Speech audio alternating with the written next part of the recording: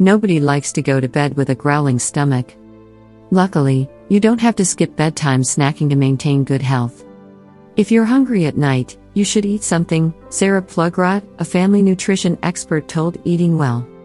Eating at night will not slow down your metabolism, and if you're smart about snacking, you won't gain weight either. String cheese, nuts, yogurt, and popcorn are all healthy late-night snack options. But diving into a bowl of pasta bolognese or noshing on a T-bone steak or burger before bedtime might stand in the way of a quality night's sleep. So, what's the issue?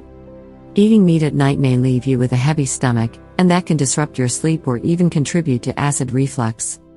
Not all meat disrupts sleep. Not all late-at-night meat messes with sleep. Simply avoiding meat at night is a very broad and vague statement and is not a necessary rule to live by.